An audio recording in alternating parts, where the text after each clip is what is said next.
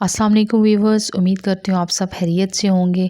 अल्लाह हम सबको दीन और दुनिया की कामयाबियाँ दे और हमें नेक अमल करने की तौफीक दे, आमीन। तो चलिए आज की स्टोरी की तरफ बढ़ते हैं। ये स्टोरी है जमीला की और जमीला अपनी स्टोरी कुछ इस तरह बयान करती है। मैं एक मेंटल हॉस्पिटल में जॉब किया करती थी, लेकिन किसी वजह से वो जॉब चली गई। अब मुझे जॉब की ज़रूरत थी, मैं जॉब की तलाश में थी। बिलाखिर मुझे एक जॉब मिल ही गई कि एक अमीर फैमिली की बेटी जहनी मरीज़ा थी और उसकी देखभाल करना थी। मैं फैमिली को मिलने उनके घर गई तो उन्होंने मुझे गाड़ी में बिठाया और एक और घर में ले गए। घर से बाहर ही उन्होंने मुझे बताया कि वो नाज़मीन का रूम है और ये रूम से बाहर नहीं निकलती और ना ही इसे बाहर निकलने देना है। इसको खाना पीना इधर ही मिलेगा। नाज़मीन के पेरेंट्स ये बताने के बाद मुझे वहाँ छोड़कर वापस चले गए। मैं हैरान थी कि उन्होंने अपनी बेटी को देखा तक ना। मैं घर के अंदर गई और जब मेरी नाज़मीन से मुलाकात हुई तो मैं हैरान रह गई। वो तो बिल्कुल ठीक थी और बिल्कुल ठीक बातें कर रही थी। मैंने नाज़मीन को कहा, आप तो बिल्कुल ठीक हो। नाज़मीन मुस्कुराई और खामोश रही।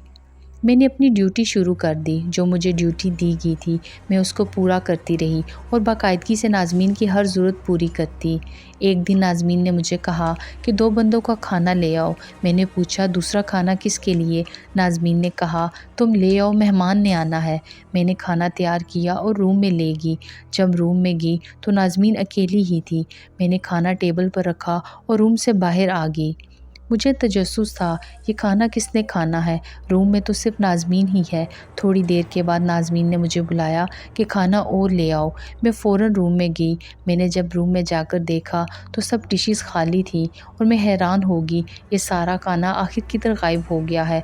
किसने ये खाना खाया है? नाज़मीन के कहने पर मैं और खाना लेकर रूम में गई तो देखा नाज़मीन सामने देखकर बातें कर रही है किसी से। मैंने नाज़मीन की तरफ देखा तो नाज़मीन की आंखों में आंसू थे और वो रो रही थी। मैंने खाना रखा और रूम से डर के फ़ौरन बाहर आ गई। मैंने नाज़मीन की माँ को फ़ोन किया और सारी बात बताई तो नाज़मीन की माँ ने कहा, तुम खाना दे दो और अपना बहुत ख्याल रखो। ये कहकर फ़ोन बंद कर दिया। थोड़ी ही देर हुई थी कि अचानक रूम से ज़ोर-ज़ोर से चिल्लाने की आवाज़ आने लगी और नाज़मीन कह रही थी, ये घर मेरा है, तुम लोगों को ये घर नहीं दूँगी, ये घर मेरा है। रूम की चीज़ें तोड़ने की आवाज़ें आ रही थी। रूम में जाने की तो मेरी हिम्मत ना हुई। मैंने चुपके से विंडो से देखा तो नाज़मीन के बाल बिखरे हुए खौफनाक सा चेहरा बना हुआ था और जब उसने मेरी तरफ देखा तो चिल्ला चिल्ला कर कहने लगी, ये घर मेरा है। इतनी ज़ोर से चिल्लाई कि मुझे खौफ आने लगा। मैं डोर के दूसरे दरवाज़े में चली गई। तकरीबन 2 घंटे के बाद नाज़मीन के रूम में खामोशी होगी और जब मैंने दोबारा विंडो से जाकर देखा तो नाज़मीन ज़मीन पर पड़ी थी। मैंने रूम में जाकर चेहरे पे पानी फेंका तो नाज़मीन को होश आ गई और उसने मेरी तरफ देखा और फूट-फूट कर रोने लगी।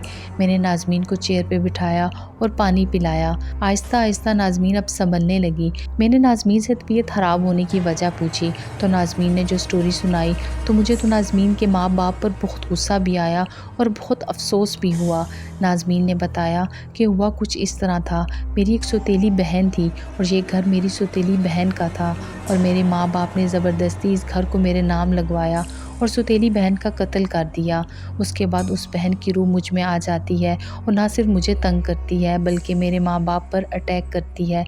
इसी वजह से मेरे माँ बाप भी ये घर छोड़कर किसी किराए के घर में रहते हैं।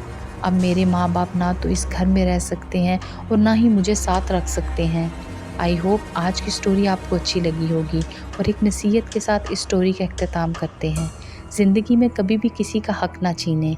जो आपके नसीब में है वो आपको मिल के रहेगा। बाय।